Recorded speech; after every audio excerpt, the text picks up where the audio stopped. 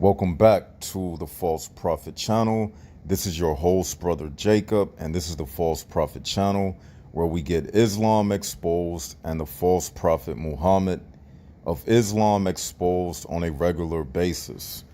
In tonight's segment, or today rather, depend on what time you will be watching this, we have a very special show lined up for you where we get Muhammad Hijab busted. That's right.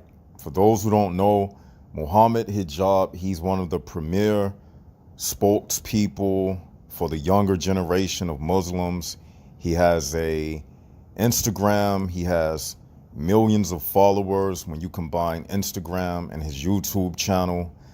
And on this particular platform, he invited apostate, well, he didn't invite apostate prophet, but he was introduced into the platform and he made a statement which we will show you, where he went against his prophet and basically he left Islam. Because when you go against what Muhammad says, that means you have left Islam. And we're going to show you, and we're going to show you hadiths, and we're going to show you the evidence to prove our statements. So without further ado, let's jump right into it. Answer me one question. Yeah, go ahead. Adam Saleh and Slim El-Bahir. And by the way, just to give you a heads up, this conversation that we are showing you is just a segment, but it's like a 2-hour debate, or like an hour debate between apostate prophet and Muhammad Hijab. It's not really a debate, but a discussion. But we're just showing you this segment, and it's about apostasy and the death penalty for apostasy in Islam. And we're going to show you where Muhammad Hijab, he tries to denounce it. Here, we're not convinced that this is the response. According to Islam, under an Islamic government, unqualified understanding of it. Yeah, you're not qualified, are you? Let's be honest. You don't have any training in Islam, do you?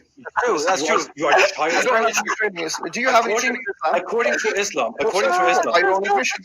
So why are you saying according to Islam? You should say according to my understanding of Islam. I'm asking you a question. Can I ask you a question about the Islamic rules? Yes, according to, you can ask you a question. The educator the question. Yes. You are an idiot. Can I ask you a question about the Islamic rulings according to my understanding? You don't even have the brain to think about this. I'm asking you a question about your Islamic rulings. According to the Islamic jurisdiction, according to Islam, according to the Islamic jurisprudence, whatever, according to it's my. See how he keeps interrupting the apostate prophet, and he's trying to make his statement. This is what the Muslims do, because they are very nervous whenever you start speaking about Islam and asking questions and it's being recorded live. The Muslims are very nervous because they never know what you will say, and they go into panic mode because they fear you might say something on the spot that they won't be able to answer. So that's why he's doing all of the mocking in the background. It's my third language. While you spend time going into, answer the question. According to Islam, somebody who leaves Islam, i.e. me or other people, somebody who leaves Islam and makes it public that they have left Islam, and explains to the public that they have left Islam and why they have left Islam, is this person to be put to death under Islam? Well, I've written a book on this. It's actually called the question. You don't need to write about it. I'm just want to put to you that I've written a book on this, which is actually my dissertation for one of my degrees, which I got a distinction in, and which was peer reviewed by two liberal people by my then given this. Nobody cares about your book. Just answer his question. He asked you what happens in Islam if you are a Muslim and you leave Islam. He doesn't want to directly answer the question because he knows it's going to make Islam look bad. So he begins with the filibuster. Just answer the man's question. So I think this will be a professional answer here, not like yours. My answer is this. It really depends on the situation. I'm not saying to you that Islam, the only ruling in Islam, is that the person who is a public apostate is to be put to death. In fact, in the Treaty of Hudaybiyah, where the Prophet Muhammad ﷺ had a negotiation with Suhail ibn Amr, in that treaty, there was a clear parenthesis put in place, or a clause, a stipulation put in place, whereby apostates would be actually redirected or strategically relocated. For that reason, Ibn al-Qayyim al-Jawziyah, and many of the scholars, in fact, from my reading, the majority of scholars say, it's possible that a public apostate, and listen carefully, I'm answering your question directly, a public apostate, just like yourself, not just within the Western world, but within an Islamic state, is not actually put to death and is strategically located to another country, for example. Notice what he said. He said in an example of a public apostate, not someone who leaves Islam secretly in a closet in her home, but if someone publicly leave Islam, Muhammad Hijab, he brought up a situation about some treaty or whatever, and he's explaining about how the apostates were redirected to another land or territory. But we're going to show you, using the hadith and his prophet words, how he is getting himself busted, and he just left Islam. Safe haven. And that is not despite the Islamic law, that is because of it. And the reason and the evidence of that is the hadith in Bukhari, which is the, as you know. Let's go back a little bit, because he said safe haven.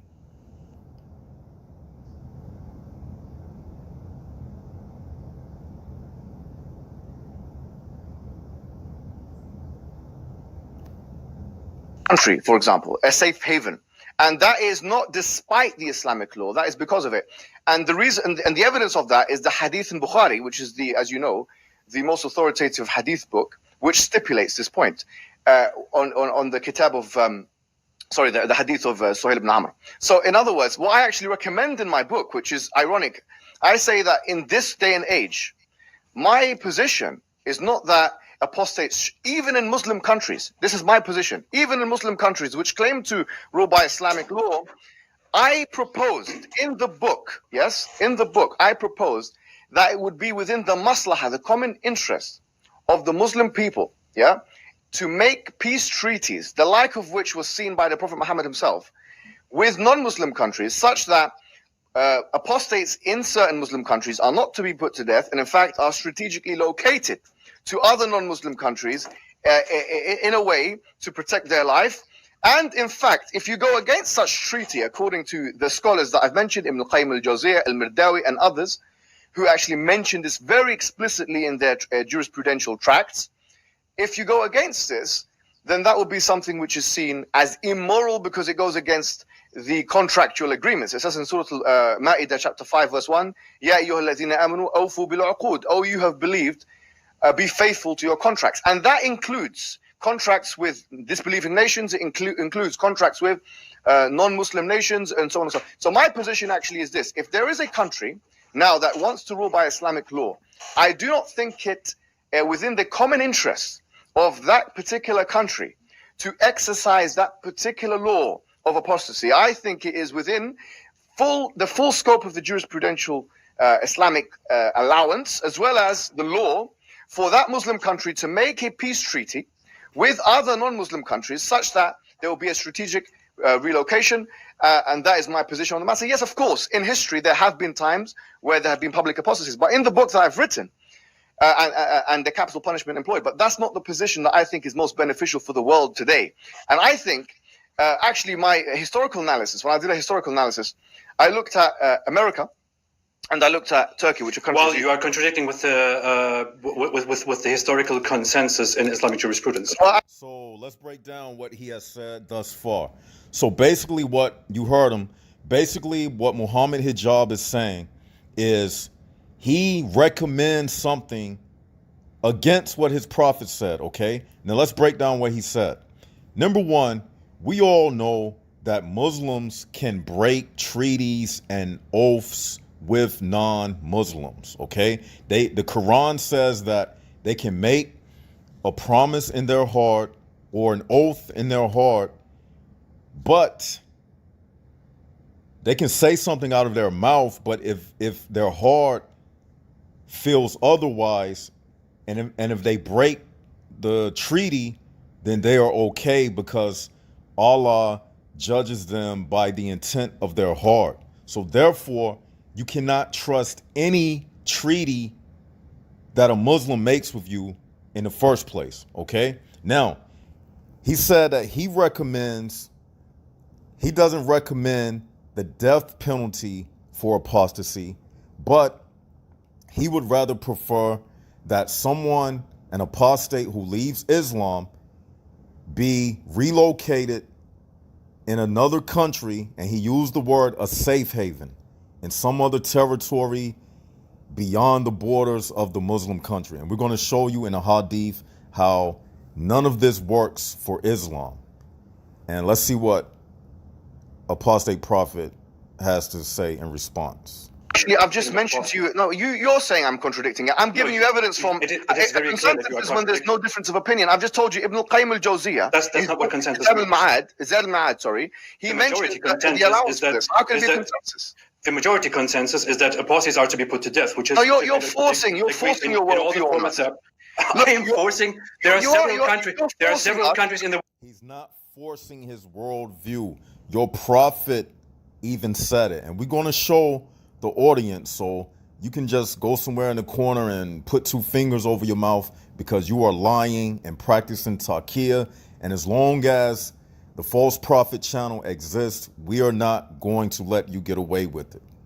But in the world today that have this. I'm not saying according to you. Listen. I don't know what you want me to say. I'm telling you what you don't want to hear, maybe. But I'm telling you, it's possible. No, yes, you are being dishonest because you came here before and you excused this. As you know, I'm not shy to say something outrageous. I'm a wild character. If I want to, I'll say something outrageous. I have no problem. I'm telling you what it is that I've looked at from the books that I've read and the scholars that I've spoken to.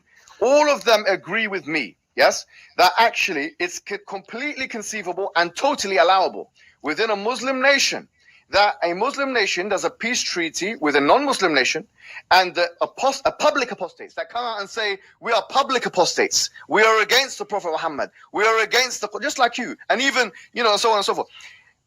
Maybe not just like you, actually, but someone who does all that stuff, and then they can be. What will happen to you? Well, it depends on what you want to do. If you are a public apostate and just if I did exactly what I'm doing right now in the ideal Islamic country, what would happen to me? Well, look, if you did what you're doing right now in an ideal Islamic country, I'm sure there will be vigilantes, okay, that will take the law into their own hands. Why would there be vigilantes who take the law into their own hands? We're going to show you it's not because they are acting out or doing something outside of Islamic Sharia or jurisprudence. They are actually operating within the lines of Islam. But he's making it seem like they doing something like ISIS or something. No, that's totally not the case. In all actuality, they would actually be doing something that Islam itself prescribes. Difference between what the civilians do, yes, and what the law says. In an ideal Islamic country, vigilantes would probably kill me. It's like asking me if there was a film called Die Hard 3. I used to watch films when I was younger. Die Hard with a Vengeance. And then, Bruce Willis, he came with this poster saying, I hate niggers. Sorry to say the word, but he said, I hate niggers. And he went to Harlem. You know Harlem. And then these guys saw him and they were going to kill him. I'm not going to tell you that if you are living in a Muslim majority place and you're ripping up the Quran in Pakistan or someplace, that you're going to be fine. I'm not going to tell you. I'm not going to lie.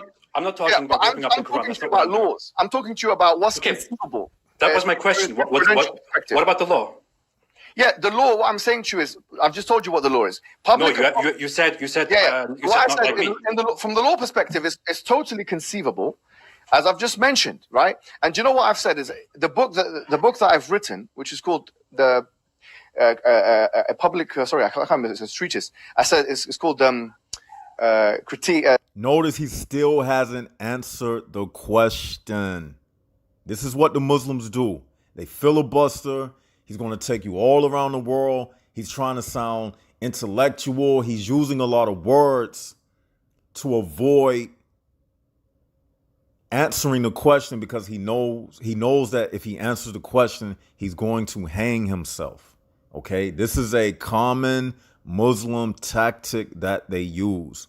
They have to be very loquacious in order to avoid what they know is coming for them, which is the embarrassment when they have to admit the things that they don't want to admit in front of the Western audience. It's simple as that.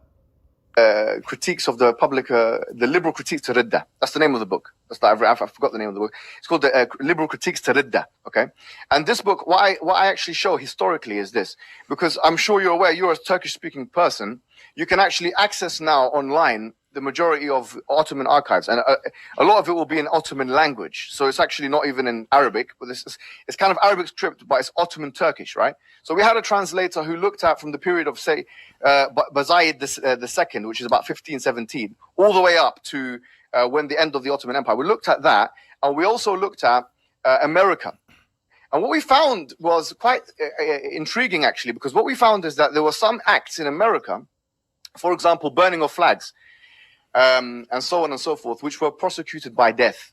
And I showed blah, blah, blah, blah, blah, Muhammad Hijab. Get to the point, man. You just don't want to answer the question. Now he's trying to do another Islamic tactic when they try to compare something in American politics or Western politics to say, okay, you guys did it, so how can you say we did it wrong? But the thing is, it's like comparing apples and oranges. It's a false equivalency because what he is doing, he is comparing a religion with a secular government.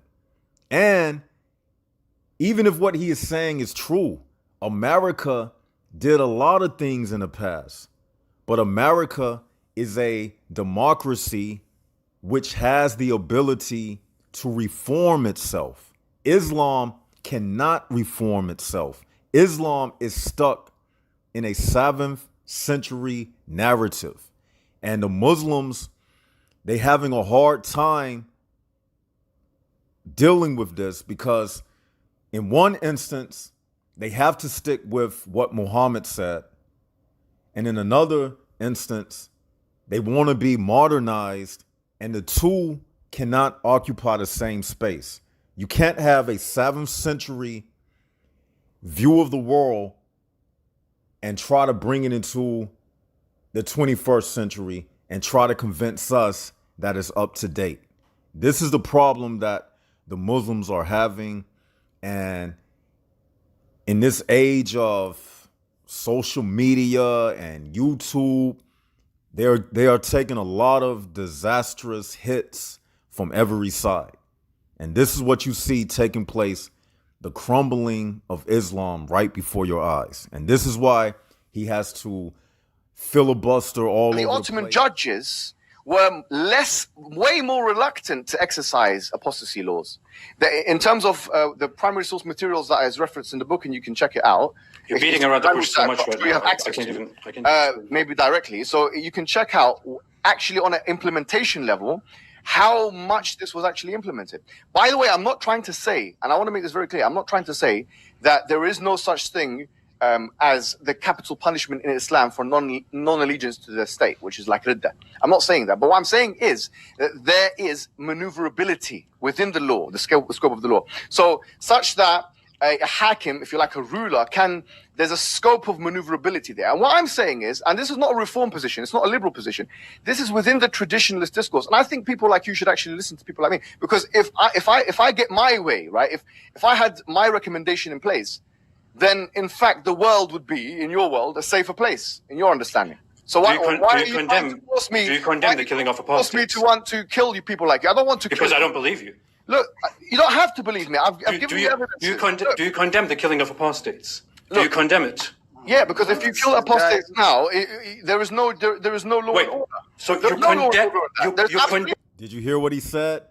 The apostate prophet asked him, "Do you condemn the killing of apostates?" He said, "Yeah," i.e., yes.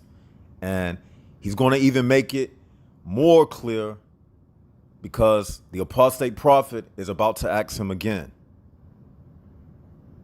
And again, Muhammad Hijab, he is doing this. He is practicing taqiyya because he knows that in the eyes of Westerners, it looks bad to say that one should be killed if they leave their religion. You condemn capital punishment for apostasy. I absolutely condemn. Do you condemn your friend Ali Dawa telling me that I should be punished to death? I absolutely condemn the killing of apostates, because that is completely against law and order. Apostates, listen, I say to you something. Did you hear what he said?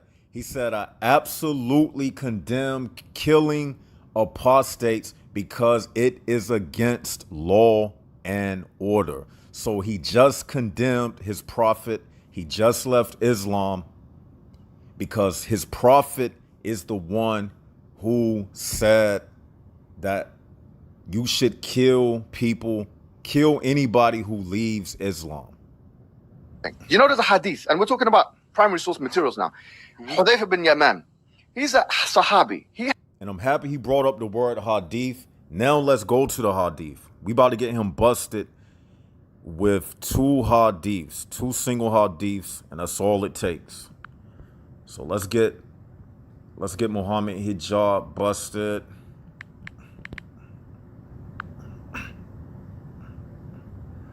Let's go to sunnah.com and let's go to the first hadith.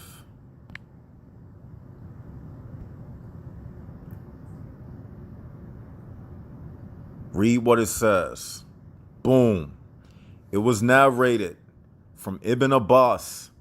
That's the cousin of Muhammad. That's the ink of the Ummah. Ibn Abbas, he was called the ink of the Ummah. So that means whatever he wrote, it was law. It was law and order. Even though Muhammad Hijab just said that it goes against law and order. But Ibn Abbas, the ink of the Ummah, he said otherwise. Let's read what this hadith says. It was narrated from Ibn Abbas, and this is the cousin of Muhammad, once again. It was narrated from Ibn Abbas that the messenger of Allah said, whoever changes his religion, execute him. Let's blow it up. You see? See what that says, Muhammad Hijab?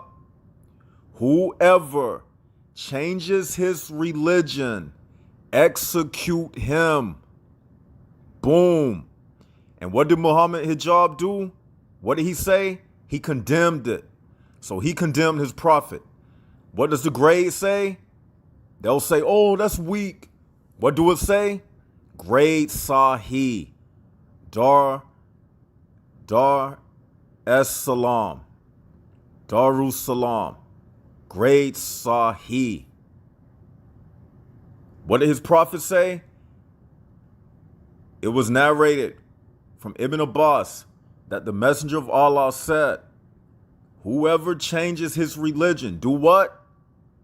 Did he say, transport that person to another country, like Muhammad Hijab said that he would recommend? Is this what this hadith says? No, it doesn't. Whoever changes his religion, do what? What does it say, everybody? Execute him. What did Muhammad Hijab say? He said that goes against law and order.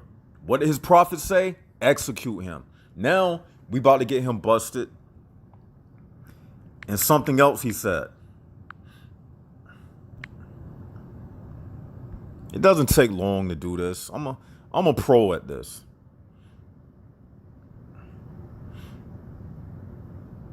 Now, here's another hadith. Now, what did Muhammad Hijab say? He said he would recommend that the apostates who leave Islam be given safe haven in a non-Muslim country. Okay? Oh, something else come up to mind. Safe haven? In the Quran, it says, do not seek the protection of the non-Muslims. That's what it says in the Quran. It says because they are friends to each other. And I'll leave that verse in the comment section for sake of the length of the video. I don't want it to go too long, but I'll leave that in the comment section. But let's read this hadith that further gets Muhammad Hijab busted. Let's read it. Narrated Ali, I heard the Prophet saying, in the last days of the world, there will appear young people with foolish thoughts and ideas. They will give good talks, but they will go out of Islam as an arrow goes out of its game. Their faith will not exceed their throats. So wherever you find them, kill them, for there will be a reward for their killers on the day of resurrection. But what did Muhammad Hijab say? He said he would recommend. What did Muhammad Hijab say? He said he would recommend that the Muslims who leave Islam be given safe haven. What does his prophet say? To find them wherever they go. Find them and kill them. So Muhammad Hijab left Islam. He went in total opposition of what Muhammad said. He contradicted the statements of his prophet. Here we go, right in front of your eyes.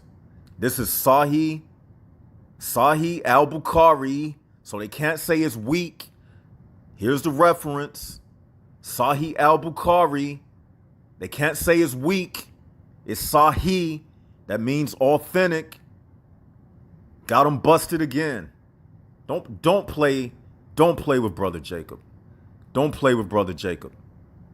It doesn't take much to get these Muslims busted.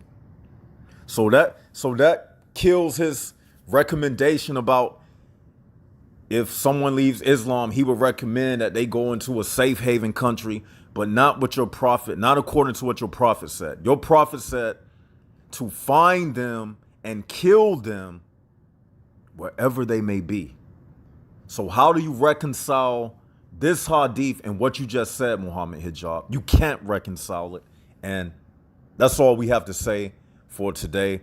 Tell me what you think in the comment section below.